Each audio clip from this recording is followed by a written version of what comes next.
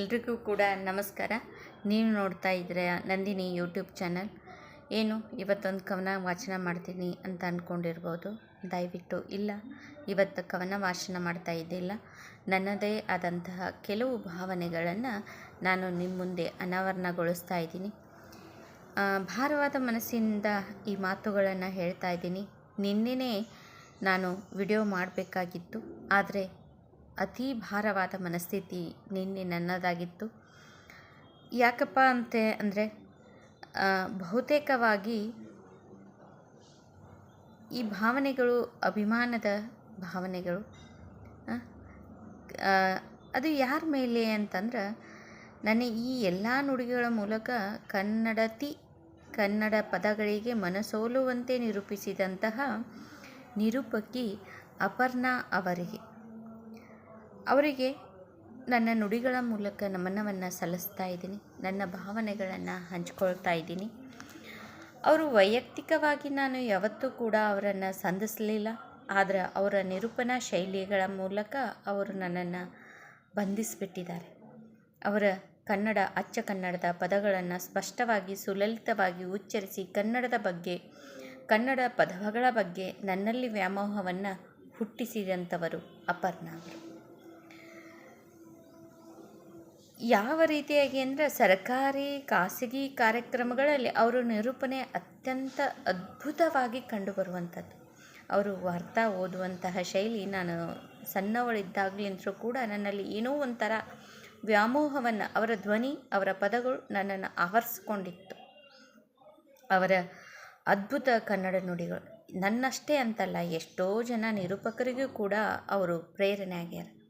ನನಗಂತೂ ಇವರ ನಿರೂಪಣೆ ಮಾಡುವ ಶೈಲಿ, ಅವರ ಕನ್ನಡ ಪದಗಳ ಉಚ್ಚಾರಣೆ ಮತ್ತು ಅಲ್ಪಪ್ರಾಣಗಳು, ಮಹಾಪ್ರಾಣಗಳು ಎಲ್ಲವನ್ನು ಕೂಡ ಸುಲಲಿತವಾಗಿ ಉಚ್ಚರಿಸುವಂತಹ ಅವರ ಆ ನಿರೂಪಣೆ ನನಗೆ ಬಹುತೇಕವಾಗಿ ಮನಸ್ಸನ್ನು ಸೂರೆಯನ್ನಗೊಂಡಂಥದ್ದು.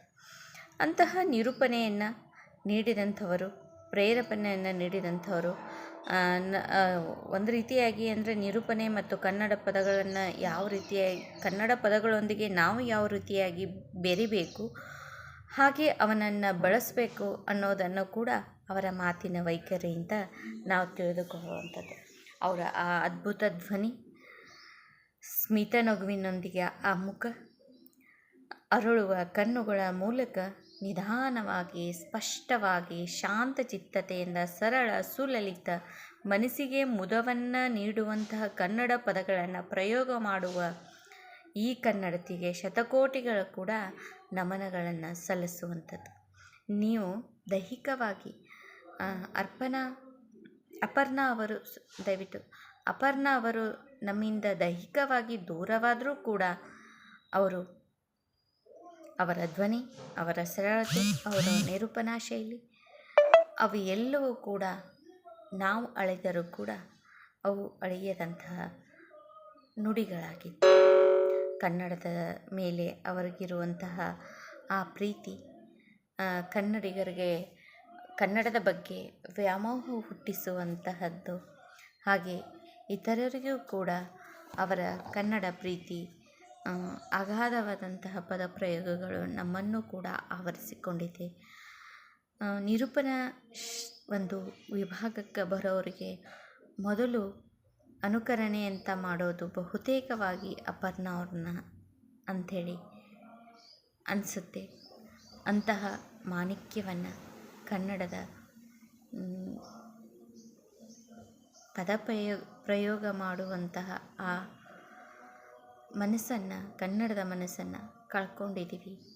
ಆದರೂ ಕೂಡ ಅನಿವಾರ್ಯ, ಕಾಲದ ಕರೆಗೆ ನಾವು ಯಾವಾಗಲೂ ಕೂಡ ಹೋಗಲೇಬೇಕಾಗುತ್ತೆ. ಅವ್ರನ್ನ ಕಳೆದುಕೊಂಡಿದ್ದಕ್ಕೆ ಮನಸ್ಸಿಗೆ ಬೇಜಾರಾಗ್ತೈತಿ.